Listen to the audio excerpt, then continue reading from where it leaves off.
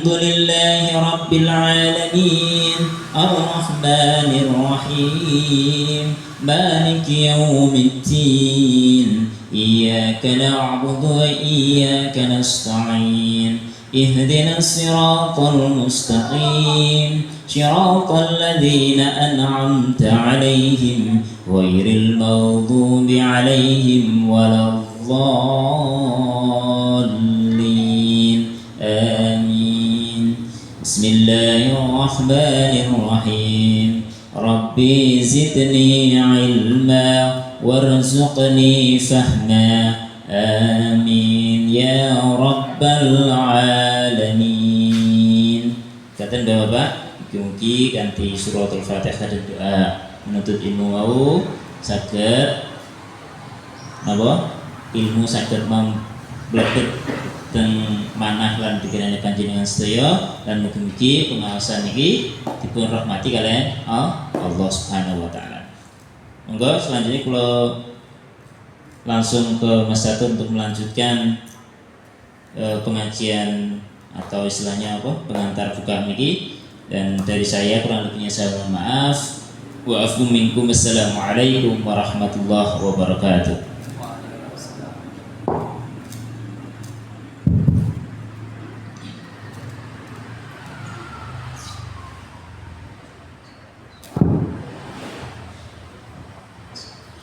Assalamualaikum warahmatullahi wabarakatuh. Alhamdulillahirabbil alamin. Assalatu wassalamu ala asyrafil anbiya'i wal mursalin wa ala alihi wa sahbihi wa man tabi'ahum bi ihsanin ila yaumiddin. Asyhadu an la ilaha illallah wahdahu la syarika lah wa asyhadu anna Muhammadan abduhu wa rasuluh la nabiyya wa la rasula ba'dah. Amma ba'd. Rabbi israh li sadri wa yassir li amri wahlul 'uqdatam min lisani yafqahu qawli. Para jamaah yang dirahmati Allah Subhanahu wa taala, jamaah ngaji sore qabla maghrib dalam menyambut buka puasa pada sore hari ini yang insyaallah dirahmati oleh Allah Subhanahu wa taala. Alhamdulillah kita dipertemukan lagi pada kajian menjelang berbuka ini. Insyaallah jemaah sekalian, semoga Allah menerima pahala kita dalam beberapa hari ini telah berpuasa. Semoga Allah meridhai puasa kita, semoga Allah menerima puasa kita. Amin ya rabbal alamin.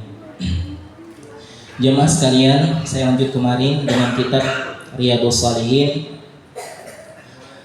masuk kepada dalil ketiga.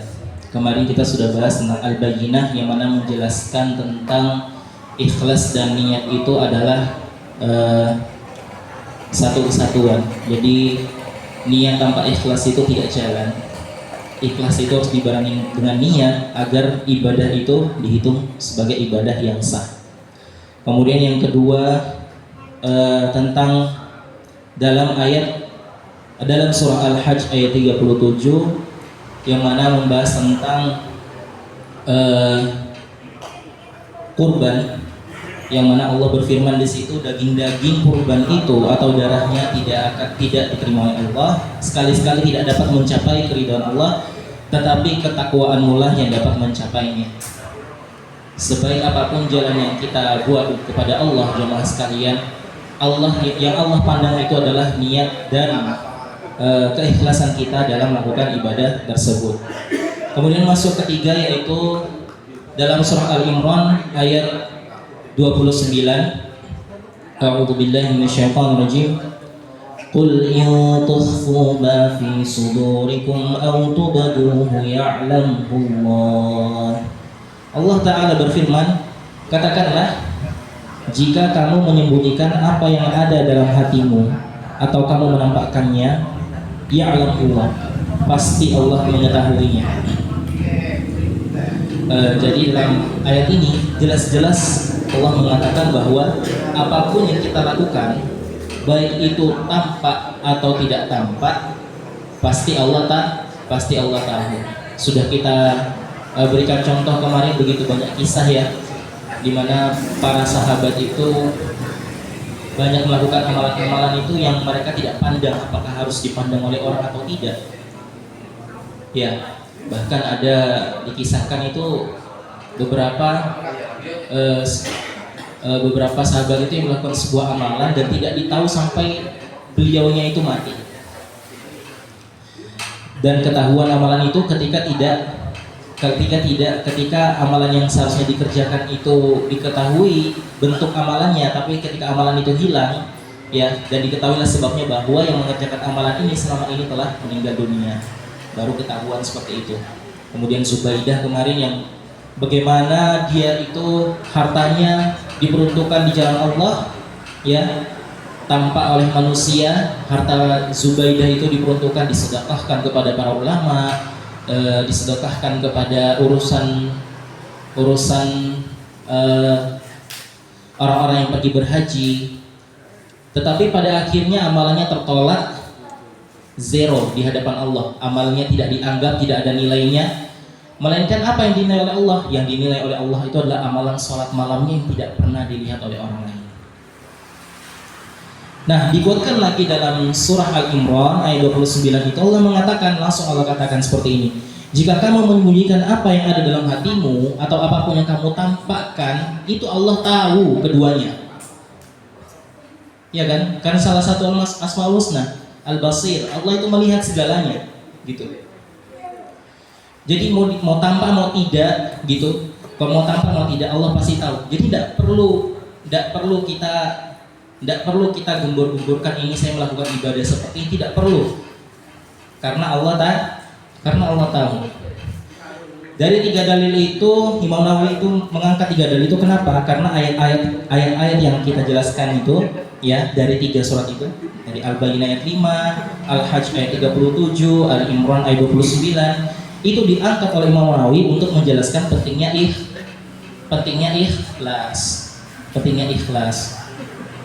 Ya. Kemudian jemaah sekalian, kita lanjut kepada hadis pertama. Karena Riyadhus Shalihin membahas tentang hadis. Yang 3 kemarin itu adalah pembukanya, mukadimahnya. Hadis pertama dalam ikhlas dan niat dalam segala perilaku kehidupan. Insyaallah hadis ini sering sekali terdengar oleh kita dan bahkan menjadi pokok dalam setiap pembahasan yang bertajuk niat dan ikhlas. Saya bacakan hadisnya. Dari Amirul Mukminin Abu Hafs Umar bin Khattab bin Nufail bin Abdul Uzza bin Riyah bin Abdullah bin Qurt bin Razah bin Adi bin Ka'ab bin Lu'ay bin Ghalib al-Quraisy al-Adawi radhiyallahu anhu. Ia berkata, ini namanya panjang ini, yang panjang namanya ini itu adalah Amirul Mukminin Umar bin Khattab. Ya, Amirul Mukminin Umar bin Khattab. Beliau berkata, sami'tu Rasulullah sallallahu alaihi wasallam yaqul. Aku telah mendengar Rasulullah sallallahu alaihi wasallam berkata, innamal a'malu binniyat wa innama likulli imri'in ma nawa. Faman kanat hijratuhu ila Allah wa rasulih fa hijratuhu ila Allah wa rasulih. Wa man kanat hijratuhu lidunya yusibuha aw imra'atin yankihuha fa hijratuhu ila ma hajara ilaih. Hafal nggih Pak hadisnya ya? Apalagi yang pertama, innamal a'malu binniyat, itu sering sekali ulang. Tapi biasanya tidak dihafal sampai habis. Ada yang enggak hafal sampai habis. Nah, ini hadisnya itu penjelasannya yang biasa diangkat itu adalah innamal a'malu binniyat wa innama likulli imri'in ma nawa. Hadis ini diriwayatkan oleh Bukhari dan Muslim. Mereka adalah ahli hadis yang terkemuka, 2 orang terkemuka di atas daftar para ahli hadis. Dan bukunya adalah diakui yang paling sahih. Kemudian jamaah sekalian, perlu kita ketahui bahwa Islam itu, dinul Islam mempunyai dua dasar hukum, 2 dasar dalam syariahnya. Yang pertama itu adalah Al-Quran dan yang kedua itu adalah hadis. Dalam Al-Quran dan hadis itu dijelaskan hukum-hukumnya, ya, dan penjelasan yang membentuk syariat kita sekarang ini dari situ. Kemudian jemaah sekalian, dalam Al-Quran biasanya itu ada yang namanya asbabun nuzul. Asbabun nuzul yang artinya adalah sebab turunnya ayat. Nah, biasanya ayat yang memiliki asbabun nuzul itu jamaah sekalian berarti ada sebab kenapa hukum itu turun. Ketika hukum itu turun tuh korelasinya itu apa gitu? Sebabnya ini ya dengan itu, sehingga kita tahu maksud hukumnya itu kemana. Sehingga kita tahu hukum maksud dan tujuan hukumnya itu apa. Itu namanya asbabun nuzul. Kemudian jamaah sekalian, tidak lain dari Al-Quran, hadis pun demikian. Dalam hadis disebutkan sebagai asbabul wurud. Ya, sababul wurud yaitu sebab hadis ini ya diucapkan oleh Rasulullah. Sebab hadis ini keluar dari kalamnya Rasulullah. Asbabun nuzul itu sebab turunnya Al-Quran. Asbabul wurud itu sebab diucapkannya hadis. Maka perlu kita ketahui bahwa penting sekali ketika kita mengetahui sebab turunnya ayat ataupun sebab turunnya hadis itu. Kenapa? Saya ulang lagi, karena kalau kita ketahui sebabnya, maka hukumnya itu, maka kita akan tahu korelasi dengan hukum yang disampaikan dalam ayat dan hadis tersebut. Ya, paham gak? Oke, dilanjut. Sababul wurud dari hadis pertama, innamal a'malu binniyat. Jadi pada saat itu jamaah sekalian, ketika hijrah kaum muslimin dari Makkah ke Madinah, ya hijrah itu entah hijrah ke berapa, hijrah.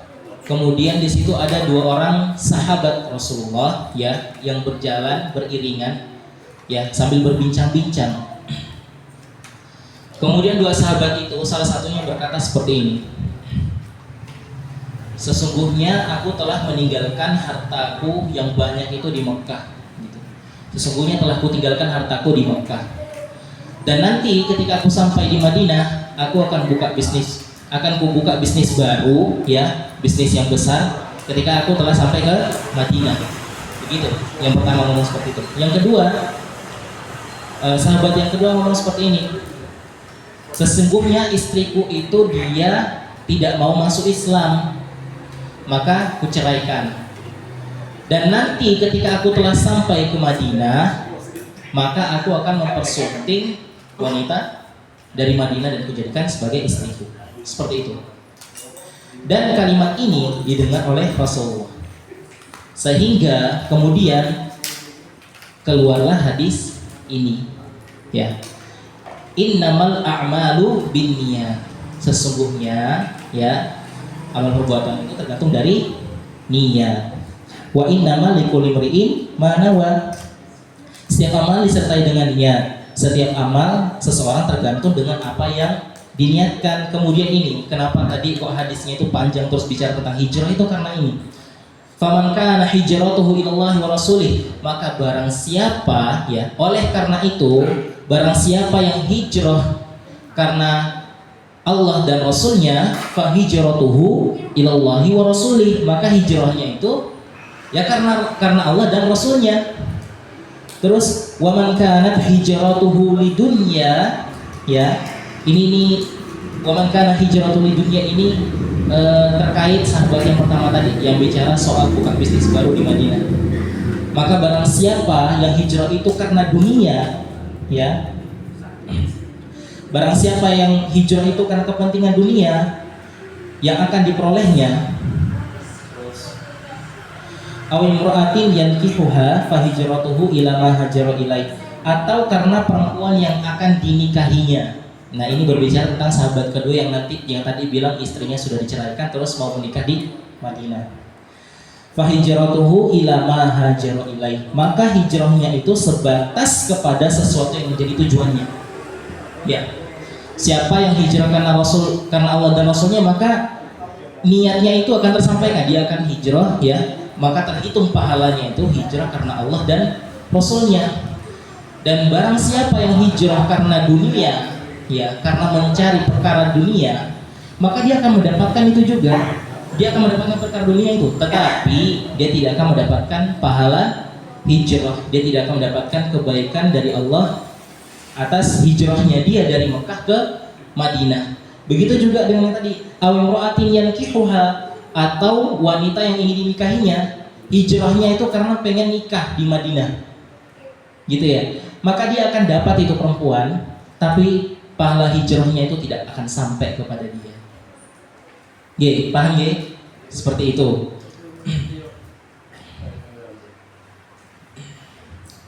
Karena apa jemaah sekalian? Sebenarnya hijrah ke Madinah itu saat itu sangat diperlukan. Ya, kita tahu sendiri bagaimana kaum Quraisy itu gencar-gencarnya menyiksa kaum muslimin. Sholat digebui, jalan dikit dilempari batu. Pokoknya ketahuan kaum muslim, kamu diejek, kamu dilempari batu, kamu disiksa. Sampai begitu besarnya siksaan kaum Quraisy sehingga Nabi menyuruh untuk hijrah, semuanya untuk hijrah. Barang siapa yang tidak hijrah saat itu maka dosa, jatuhnya dosa, karena perintah, ini perintah menyelamatkan agama. Semuanya disuruh hijrah ke Madinah. Dan itu sababul wurud dari hadis ini. Kenapa sih ada muncul kata hijrah dan wanita itu? Karena seperti itu. Jadi ada korelasi antara sababul wurudnya tadi dengan isi hadisnya. Jamaah sekalian, hadis ini merupakan hadis utama dalam hal keikhlasan, diakui oleh para ulama, para ahli hadis, para ahli fuqaha seperti itu.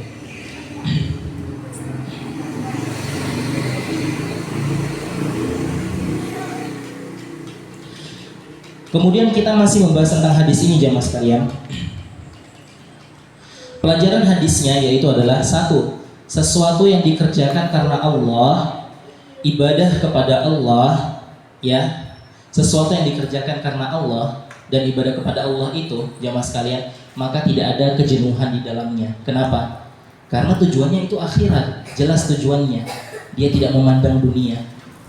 Contohnya aja para sahabat, ya, mengikuti perang-perang, mengikuti jihad, mengikuti ghazwah, ya. Ngapain dibela-belain perang, ya? Kita tidak tahu di medan perang situasinya seperti apa. Bisa-bisa tidak makan, tidak tahu mau buang air di mana, harus selalu siap sedia perang entah itu siang atau malam, gitu kan. Dan bisa terancam, pasti mati, gitu kan. Terancam nyawanya, gitu.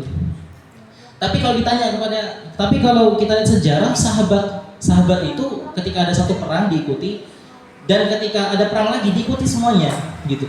Kenapa? Karena itu tadi, ketika melakukan perintah Allah, ketika diniatkan hanya karena Allah Ta'ala, maka tidak ada kejenuhan. Ya, contoh lagi, ini karena saya belum mengalami itu, tapi bisa dibahas. Jadi contoh dalam pernikahan.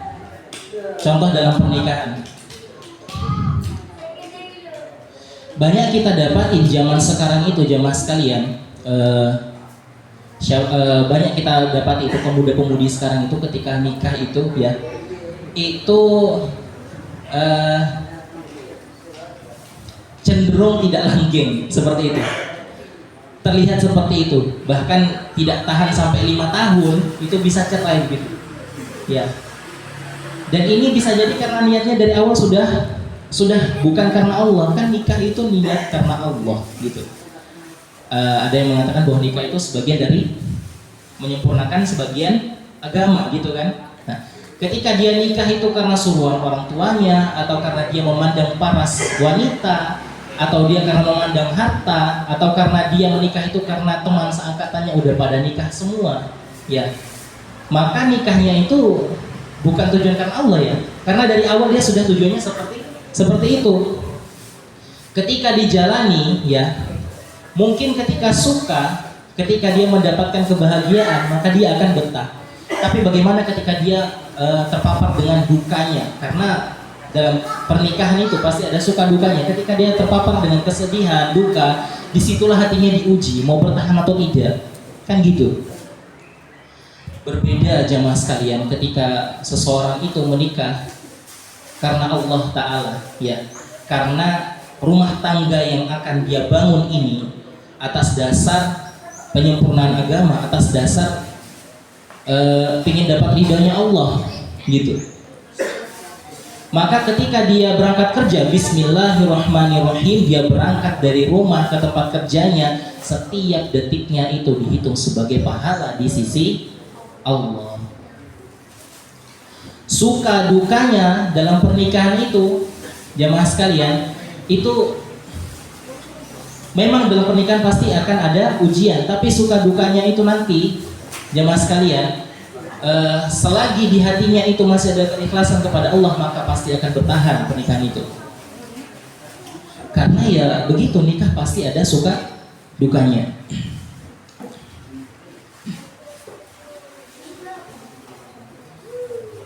Maka jemaah sekalian, seandainya kalau ada orang yang menikah dulunya didasarkan kepada beberapa hal tadi, seperti dia nikah itu ternyata karena disuruh oleh orang tua, atau dia terpaksa karena sudah terlalu tua menurut umurnya, atau dia karena lihat paras, atau karena lihat hartanya, mulai sekarang diubah niatnya untuk Allah Subhanahu wa taala. Insya Allah ketika kita niatkan kepada Allah, pahalanya Allah itu jalan terus sepanjang pernikahan itu. Akan jalan terus sepanjang pernikahan itu, dan Allah akan mudahkan jalannya dalam segala urusan dalam pernikahan itu.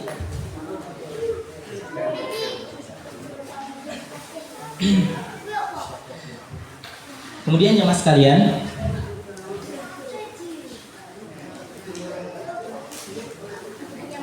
begitu juga dalam haji. Ketika seseorang itu berangkat haji memang karena dia ingin melaksanakan ibadah kepada Allah, memang dia ingin menyempurnakan rukun Islam, ya, maka ketika dia berangkat sana, dia umroh, dia haji, dia ma'bid, dia di Arafah, dia melewati berbagai rukun haji gitu, lempar jumrah, ya, itu capek sekali, apalagi biasanya memang dari Indonesia sendiri yang berangkat itu biasanya umurnya sudah di atas dewasa. Itu pasti capek sekali, jasmani dan rohaninya itu terkuras benar-benar hanya untuk naik haji. Tapi ketika dia selesai melakukannya dan ketika dia pulang ke Indonesia, kalau ditanya lagi, mau haji lagi gak? Dia bilang mau. Berarti dia niatnya karena Allah. Itu. Berarti dia tidak merasa lelah dengan kegiatan-kegiatan itu tadi, karena ibadahnya didasarkan kepada keikhlasan, kepada keridhaan, kepada permintaan akan pahala yang Allah berikan kepadanya. Karena dia benar-benar mengejar fadilah-fadilah yang ada pada amalan haji tersebut. Beda ketika orang umroh, terus ketika sampai di sana dia cepat-cepat pengen nyelesain semua umrohnya, terus dia lama-lama di pasar, dia lama-lama jalan pergi tur city, dia lebih betah untuk tur city, dia lebih betah untuk ke pasar, dia lebih betah untuk beli perhiasan. Berarti itu umrohnya masalah, karena bisa jadi niatnya tidak kepada Allah.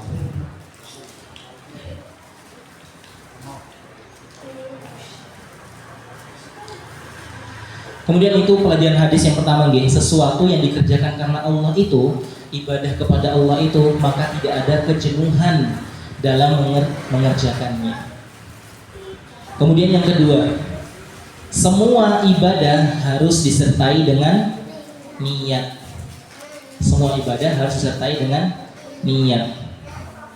Begini jemaah, jika ada seseorang itu, ya, ketika datang dengan kelompoknya ke dalam masjid, terus teman-temannya itu lakukan sholat sunnah, terus dia sendiri tidak sholat sunnah, terus dia berdiri untuk sholat sunnah karena ada teman-temannya itu, karena dia ikut teman-temannya, maka apa kita bilang sholat sunnahnya itu? Sholat sunnah yang dilakukan itu bukan atas dasar keikhlasan, bukan atas dasar Allah. Dia melakukannya karena dia tidak enak hati dengan teman-temannya yang sedang melaksanakan sholat sunnah, karena ada rasa tidak enakan itu. Pada akhirnya dia ikut sholat, maka sholatnya itu meski dia lakukan, meski dia berbarengan dengan teman-temannya tadi untuk sholat, tidak dianggap oleh Allah. Ya apalagi kalau sholatnya ternyata dia riya, itu jatuhnya jadi dosa. Maka intinya adalah niat baik itu jamaah sekalian, entah itu perbuatan mubah ya. Ketika kita kan mubah ya, makan itu mubah. Ketika kita niatkan Bismillahirrahmanirrahim, maka makan itu ya akan menjadi berkah buat kita, maka ada pahala untuk kita. Niat baik ya akan mendatangkan pahala bagi yang mengerjakannya. Sedangkan niat yang buruk akan mendatangkan dosa. Sebagaimana dalam hadis disebutkan bahwa Nabi SAW bersabda, sesungguhnya Allah menulis kebaikan-kebaikan dan kesalahan-kesalahan kemudian menjelaskannya. Barang siapa berniat melakukan kebaikan namun dia tidak jadi melakukannya, Allah tetap menuliskannya sebagai satu kebaikan sempurna di sisinya. Jika ia berniat berbuat kebaikan kemudian mengerjakannya, maka Allah menulisnya di sisinya sebanyak 10 kebaikan hingga 700 kali lipat, sampai kelipatan yang banyak. Kemudian barang siapa berniat berbuat buruk namun dia tidak jadi melakukannya, maka Allah menulisnya di sisinya sebagai satu kebaikan yang sempurna. Dan barang siapa berniat berbuat kesalahan kemudian mengerjakannya, maka Allah menuliskannya sebagai satu kesalahan. Dalam hadis ini kita mendapatkan 4. Yang pertama, ketika seseorang itu, jemaah sekalian, dia niatkan untuk beribadah, dia niatkan untuk beramal soleh, kemudian dia tidak bisa melakukannya atau sebatas hanya niat, maka Allah menghitung di sisinya satu pahala. Contoh, mana Mas Bagas? Contoh Mas Bagas nih. Contoh Mas Bagas itu dia pengen sholat tahajud, malam dia sudah tidur, dia sebelum tidur dia niatkan, saya pengen sholat tahajud, udah diniatkan dalam hati. Akan tetapi ketika dia bangun sudah waktu subuh, ya sudah waktu subuh, maka di sisi Allah yakinlah karena hadis ini, maka di sisi Allah karena niatnya tadi pengen sholat tahajud, maka di sisi Allah dihitung sebagai pahala sholat tahajud. Lebih-lebih ketika Mas Bagas nanti ya benar-benar bangun dan melaksanakan sholat tahajud itu, ya maka Allah akan memberikannya dan melipat gandakan amalannya, melipat gandakannya 10 sampai 700 bahkan lebih lagi. Hebatnya lagi, ketika seseorang itu ya dia memiliki niat buruk, kemudian niat itu belum tersampaikan, amalnya belum dikerjakan, ya karena dia ingat kepada Allah, ya karena dia ingat kepada Allah, bukan karena hal lain, bukan karena dia mau nyopet orang terus banyak kempes, bukan karena itu, karena benar-benar ketika dia mau starter motor, mau rampok orang gitu atau apa gitu kan, terus dia dalam hatinya ingat, ya Allah ini dosa gitu, ini dosa, terus dia batalkan niatnya, dia batalkan niatnya tanpa melakukan amalan itu, maka Allah hitung di sisinya satu pahala, satu kebaikan. Akan tetapi ketika dia benar-benar melakukannya, benar-benar dia jambret itu orang, ya maka di sisi Allah akan dihitung satu, ya bukan dilipat gandakan, dihitung sebagaimana dosa dia menjambret. Itu hebatnya Islam. Ketika benar-benar kebaikan itu dilakukan, ya maka Allah lipat gandakan sesuai keikhlasan, sesuai keridhaannya kepada Allah. Dan ketika dia berniat jahat tapi tidak dilakukan, Allah berikan dia pahala. Atas dasar apa? Atas dasar dia menghalangi dirinya untuk berbuat jahat itu karena Allah. Dan ketika dia melakukannya, benar-benar melakukannya, Allah tidak lipat gandakan. Allah samakan pahalanya dengan pahala dosa menjambret. Begitu hebatnya Islam, jemaah sekalian.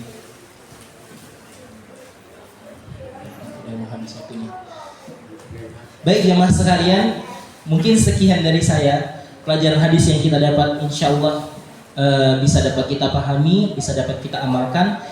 Sesuatu yang dikerjakan karena Allah itu, ya maka tidak ada kejenuhan dalam melakukannya. Kemudian kedua, semua ibadah itu harus disertai dengan niat. Saya tambahkan sedikit, bahkan para sahabat itu ketika ditanyakan soal ini, mereka berkata, sesungguhnya aku pingin setiap amalanku itu ada niatnya. Karena itu, kalau dia niat tahajud terus tidak dilakukan, maka akan dihitung tahajud sebaik itu. Ya, itulah sifat rahmannya Allah kepada kita, para hambanya. Ya jamaah sekalian, semoga yang sedikit ini dapat bermanfaat Kurang lebihnya mohon maaf bila ada kata-kata yang salah. Saya tutup. Nun wal qalam yawma yasturun. Wassalamualaikum warahmatullahi wabarakatuh.